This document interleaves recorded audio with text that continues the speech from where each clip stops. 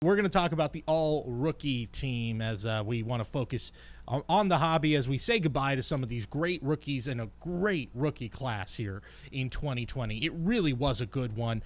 Some of the guys on the first team of rookies would be Alec Baum of the Philadelphia Phillies, Kyle Lewis, who may be your American League Rookie of the Year, the aforementioned Luis Robert. A lot of big names that you would expect. There's some interesting names that were not top prospects, guys like Jake Cronenworth, who may be the National League Rookie of the Year, but is already 26 years old. So unfortunately for us as collectors, not necessarily at the top of the list. But I've got an image here of like the four guys on that all pipeline or the MLB pipeline all rookie team that were in that top 25, top 30 prospect range and sort of seen as can't miss guys. Like I mentioned, Alec Baum, Kyle Lewis, Luis Robert, and Sixto Sanchez of the Miami Marlins. So Doug, of those four guys, which one in 5 years are you like, this guy's going to be the best player in baseball, would love to have his card? And which of those guys are you thinking, this guy is a one-year wonder or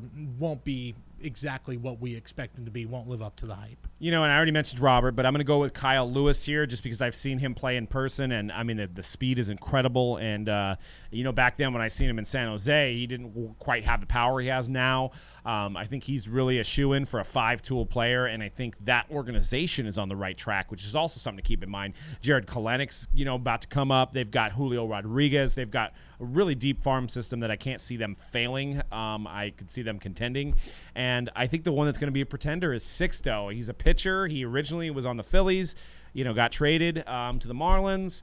And, pitchers just don't seem to sell for the hobby. So my pick is going to be Kyle Lewis. Yeah, especially if you're on a different team. And obviously, unless you're a guy like Justin Verlander who can do it for 15, 16 years at a high level, it's very, very tough to make that leap and become something a card you'd want forever and ever to hang on to. Yeah, I think of this group, Kyle Lewis really impressed me this year. Just kind of does everything. He had that catch where, when you're wearing a Mariners uniform and you're roaming center field and you make a catch like he did against the A's a few weeks ago, you have to think of Ken Griffey Jr. Look, we're not saying he's Ken Griffey Jr., but it was a really impressive moment and kind of gave you a glimpse into the future. And you're right, Mariners are building something there. It looked like this year there was momentum for the first time in a while. Mm-hmm. It wasn't just kind of like a fluky, season where they got a winning record. There was real momentum of their building towards something here. I really like Alec Baum of the Philadelphia Phillies. I liked what I saw from him. Mm-hmm.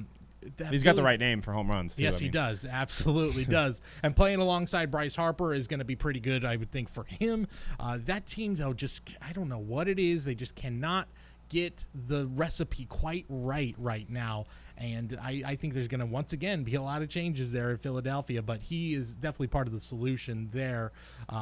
And, yeah, I like Sixto a little more, I think, than you do. I think he still might have – I think there's still a lot of room for him to improve. But also playing in Miami is always going to be a hindrance. I know Miami's a hot city right now for sports. It's good to be a Miami's fan. The Heat are in the finals. I think the U are doing pretty well right now. Maybe the Marlins make that leap, but until we see that, that's just going to be hard for him. And then lastly, two guys that I want to mention who are on that second – rookie team were Cabrian Harris and Bobby Dalbec. Bobby Dalbec for the Red Sox. Again, the Red Sox kind of fell under the radar this year, which is not something we ever say about the Boston Red Sox. But Bobby Dalbec is a guy to keep an eye on. I think he had a streak of home runs that very few Red Sox players have ever done in their career. A guy that I think is someone to definitely hang on to. And then Cabrian Harris was out with COVID early in the season. And if he had... I believe it's Cabrian Hayes. Cabrian Hayes, excuse me. I keep saying Harris. Thank you. It's very easy to see it that way, too. Yeah, I know. My mind says one thing, it takes in another. Cabrian Hayes, whose father was a major leaguer, by the way, and boy, there is a wealth of guys like that in major leagues right now, and all of them seem to be pretty good, so he's following in the footsteps of those guys. He was out with COVID early in the season, and if he had a full season, I think we'd be talking about him a lot more. And Doug, I was talking to you before we started. He's part of the 2015 Bowman class, first Bowman class, which if you're looking for a good play right now, he's in there. There's Mountcastle in one of those sets, I believe. Yeah, it's actually all out of Bowman Draft, which actually came in 3 different formats. It came in Hobby, Jumbo, and Super Jumbo. And, it's a star-studded class, but it's guys that are, like, on the tipping point. There's not, like, a Judge or a Tatis. There's guys that are almost primed to be there. You've got Benintendi in there, who's, obviously won a World Series, but kind of fell into oblivion this year.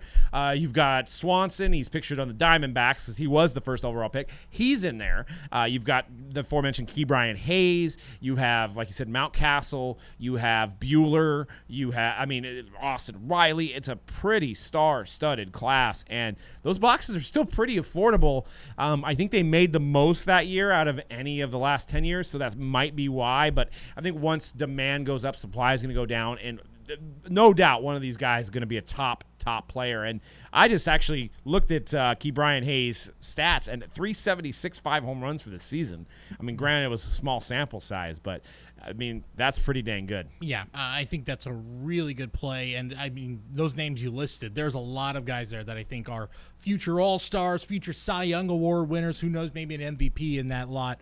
A really good low play there. And for Dalbec, you're on the Red Sox. They're not gonna be bad for a long time. Exactly. They're playing in Boston, and at the moment they can say, okay, we got this guy, we got Rafael Devers still. There's Xander Bogaerts here. Chris Sale was out this year, so he'll be back healthy next year. They could go from last to first, and it wouldn't shock me next year with the right moves.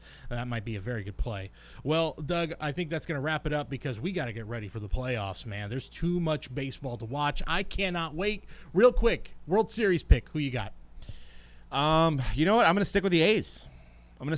As much as I want the White Sox to it's kind of a win-win for me because I love watching the White Sox too, and I love the players on the White Sox, but I am changing my Giants hat to an A's hat, and I'm representing the A's. I am going to go Cleveland makes it into the World Series for the American League, but falls to the Los Angeles Dodgers, as much as it pains me to say that.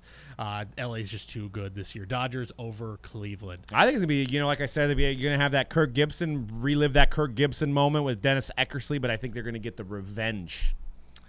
Boy, that'd be something. That would be something, and would be that's the something's got to give series. Cleveland versus LA, one of them's got to win. Can't have a tie. Right. Well, we'll see. Maybe. It's been a weird year, so maybe that'll happen too.